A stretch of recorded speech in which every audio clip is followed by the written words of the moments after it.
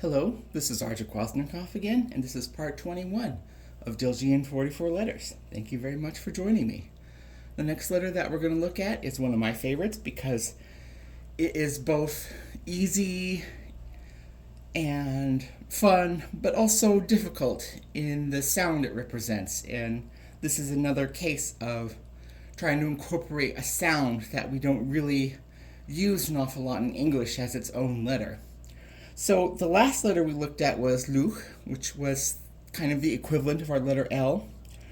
But this letter, which is called chi, is also similar to our letter L, but only, in English anyways, we only use this sound sometimes, and it's rarely, if ever, at the beginning of words. I don't think it is. It can be at the beginning of loan words. But one of my favorite word pairings to explain this difference is the word lump and plump. The word lump starts with the L, and that is the sound that we covered with the letter luch in the previous video. But when you add a sound like the P in front and make that word plump, that L loses some of its voice and it becomes a voiceless. And in phonetics, in the phonetic chart, this is a voiceless L. So you can imagine that when I'm trying to say chi, I'm using that soft version of the letter L that is in the word plump. And it can be in all kinds of things. The word play, that's another common one. The L in play is that soft L. And so this is very difficult for people who are native English speakers to learn because we don't encounter that sound enough for it to make sense for it being its own letter and symbol. But in the Dena'ina language, it definitely is, because the voiceless L, although it doesn't begin an awful lot of words, it's a very common letter in spelling, and it has a few grammatical uses as well. It can be a part of turning nouns into adjectives, for example. Sometimes it can be a part of that kind of word morphology. So let's go ahead and learn to draw the letter chi. And if you're still having problems pronouncing that, I really suggest going online and looking at IPA charts, especially interactive ones where they have little recordings of speakers using examples, and you can learn the difference between saying la and la and la, because they are different. So let's go ahead and learn to make this letter. As you can see by my wonderful powdery blue palette here, this letter comes from the name itself. And the name chi is also the base Dena'ina word for glacier or ice. But we'll talk about words for ice shortly because there are some differences and nuances. And so the shape that I chose is just the edge of like a glacier or ice field against the water. And it looks a bit like a line chart. So to make the capital letter chi, I just start with the baseline, right to left, go up, down, up. Real basic, really simple. And the lowercase version, this is another one I'm still not fully decided on. It can either be just a small version of that, or just that line part with the zigzag, almost like a lightning bolt. Either one is fine for my own personal use. So that's going to be something that maybe people who try to learn this will be able to decide for themselves what feels better, what looks better. I started with that small line, but then I have switched over time to just using the full shape, but just in a smaller space. I think that's okay. So, as I mentioned, this word, chi itself, it means ice, or a glacier specifically, but it doesn't mean ice all the time in Dena'ina. There's another word, 10, which is like our number 10, and that is also used for ice, but The word ten is more for things that are frozen in the environment, like a frozen field, a lake that's frozen over, something that has been left outside and frozen. Things that have been actively, things that were exposed to an active freezing process. Then you would use the word ten or a suffix like tena, which means something of ice. And whereas the word hli is much more about glaciers, icebergs, ice flows, ice fields, big, chunky ice. So you can almost imagine ten and hli as being like the difference between stones and boulders. So imagine ten being like atmospheric small ice particles in sheets or small places or weather, whereas hli is like big chunks of ice or big pieces of ice that are not movable, not practical to use for humans. They're in the environment. They're these big things in the environment. And I like this letter symbolically, not just because it represents ice, and we do have a lot of that here in winter, but there's also an ice field near us. And to our southeast is what is now called the Harding Ice Field, but in Dena'ina it's called Shite. And Shite means a big place of ice, a big ice place.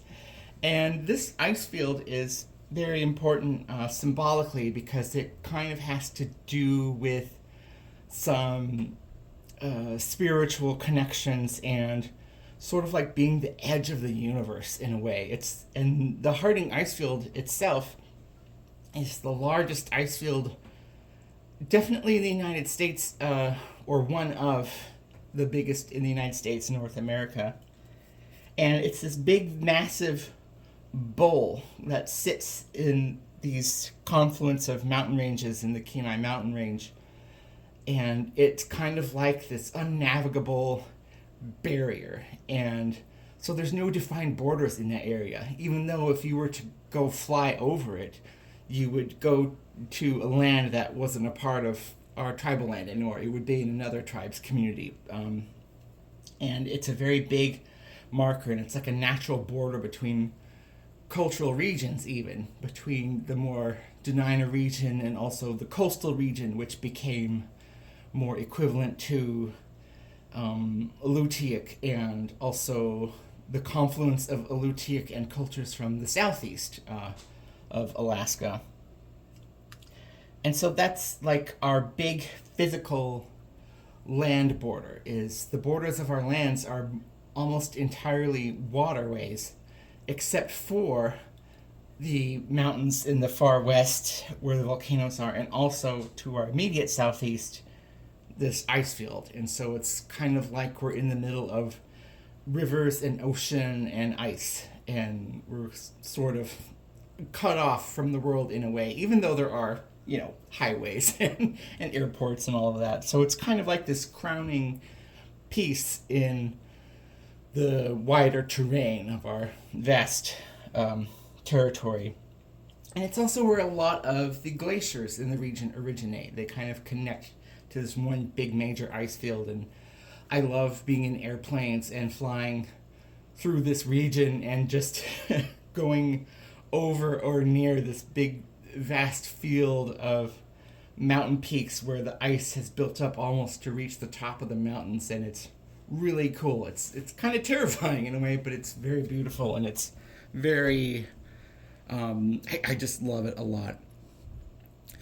So let's talk a little bit about the sound again, because I think it can't be overstated how much of a challenge this is and how much it can affect things. In Dena'ina itself, the letter hli does not begin an awful lot of words, but it does begin a few core words that are very important. Glaciers being one, of course, but also two animal words, hika, yika, and huka, which are dogs, as I mentioned in the previous video, and luka are a salmon. It's the generic word for a salmon-type fish. That would be huka. And I kind of theorize personally that this sound comes from these things, which are base terms, generalized terms, because I believe that this sound has origins in a language previous to Dena'ina, and I think it's brought over, and that's why it's only found in the beginning of a handful of core words, as opposed to being a part of a lot of morphology to make the beginnings of other words. That's just my very loose and somewhat uneducated opinion. But I want to talk about the sound a little bit more, because this is an occasion to show where a language like Dena'ina has similarities with other languages around the world.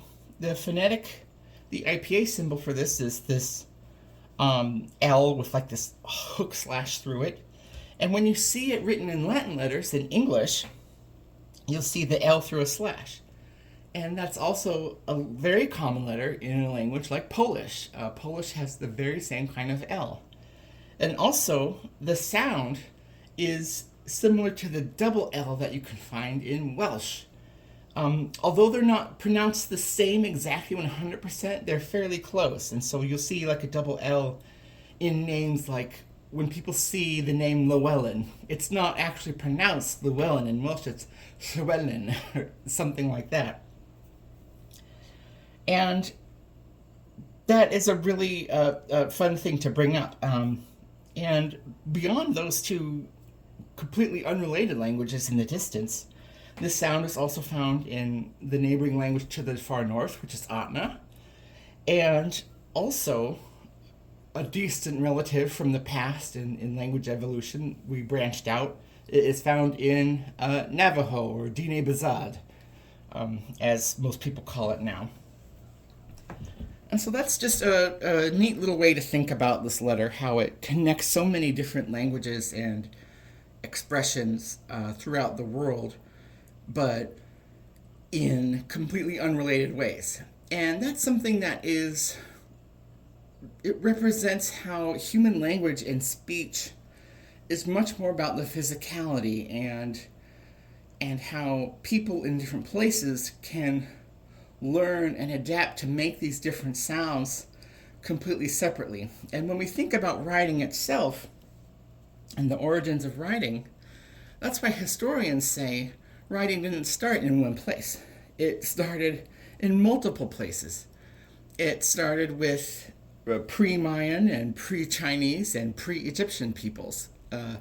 All cultures where these things evolved, and there may even be a fourth and fifth origin point of writing that we are not fully aware of in a historical context. There's some theories that there's more.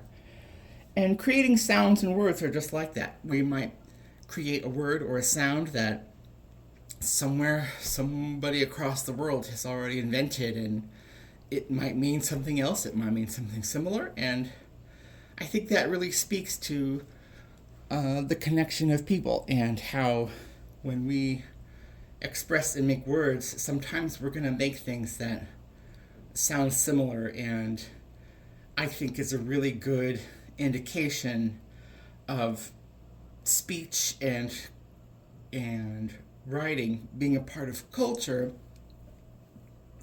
but also showing the limitations that we can only express so much as a human. We're still people at the end of the day, and so at the end of the day, we still have these human limits on what we can express and do, and in a way, it's kind of built into our systems that even though we have evolved to create this thing like culture and different cultural differences, we're still people. And this is very much an example of a pan-human endeavor. That was quite a long and flowery treatise, but it has meaning for me. Let's just sum it up that way. So that's all I wanted to share for this letter, the letter Phi. I hope that you give it a shot, give it some practice, and I will see you in the next video. Thank you very much.